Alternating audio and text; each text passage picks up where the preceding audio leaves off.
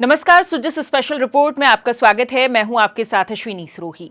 मुख्यमंत्री श्री भजनलाल शर्मा के नेतृत्व में राज्य की संवेदनशील सरकार अपने वरिष्ठ नागरिकों के जीवन में नई ऊर्जा और खुशियों के रंग भर रही है। मुख्यमंत्री के कुशल नेतृत्व में सरकार ने बुजुर्गों को सम्मान, सहारा और सुरक्षा देने के लिए अनेक कदम उठाए हैं। सरकार का संकल्प है कि बुजुर्ग अपने जीवन की दूसरी पारी को न केवल सहज और आरामदायक ढंग से बिताएं, बल्कि उसमें आनंद और आत्मसम्मान भी महसूस करें। इसी ध्येय के साथ राज्य सरकार ने वरिष्ठ जनों के कल्याण और सशक्तिकरण के लिए कई योजनाएं लागू की हैं। इन योजनाओं से बुजुर्गों को संबल तो मिल ही रहा है, साथ ही उनकी सामाजिक सुरक्षा भी सुनिश्चित हो रही है।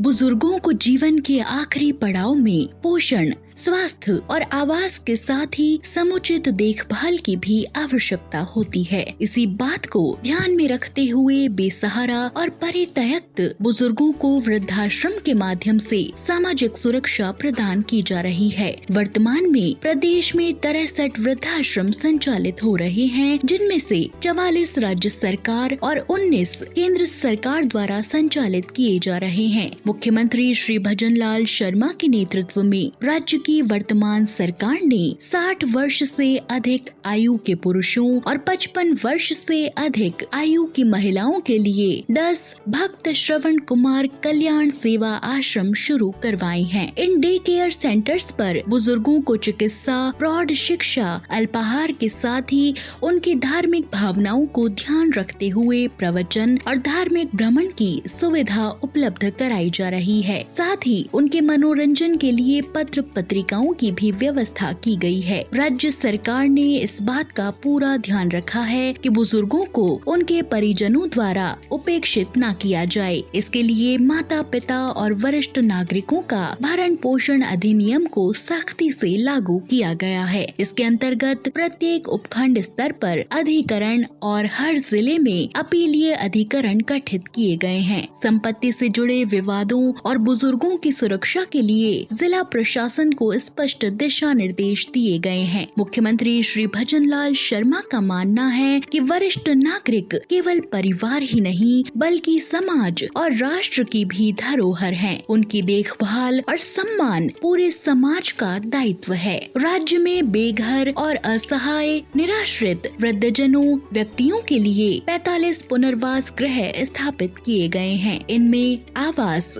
भोजन, वस्त्र, स्वास्थ्य सेवाएं, पोषण और मनोरंजन की सभी सुविधाएं मौजूद हैं, ताकि बुजुर्ग सम्मानजनक और खुशहाल जीवन जी सकें। इसके साथ ही राज्य सरकार ने राज्य बजट 2024-25 में संभाग मुख्यालय वाले जिलों में 50 लोगों की क्षमता वाले स्वयं सिद्धा आश्रम खोलने की भी घोषणा की थी। इसके दायरे को बढ़ाते हुए बजट 2025-26 में 10 और जिलों में भी नए आश्रम खोलने की घोषणा की गई। इस प्रकार 17 जिलों में स्वयं सिद्धा आश्रम प्रारंभ किए गए हैं। इस योजना के माध्यम से सरकार वरिष्ठ नागरिकों को सशक्त, स्वस्थ और सम्मानजनक जीवन देने के लिए प्रयासरत है। इसका उद्देश्य बुजुर्गों को आर्थिक सुरक्षा देना और वृद्धावस्था में उन्हें सक्रिय रहने के लिए प्रेरित करना है। बुजुर्गों की समस्याओं के समाधान के लिए राष्ट्रीय स्तर पर वरिष्ठ नागरिक हेल्पलाइन नंबर 14567 सक्रिय है। इस सेवा के माध्यम से बुजुर्गों को पेंशन,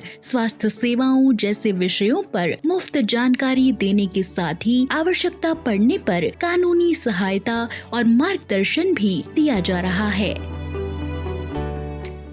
वरिष्ठ नागरिकों के सम्मान और सुख सुविधा को प्राथमिकता देते हुए राज्य सरकार निरंतर योजनाओं और पहल के माध्यम से उनके जीवन को सहज और आत्मनिर्भर बनाने का प्रयास कर रही है।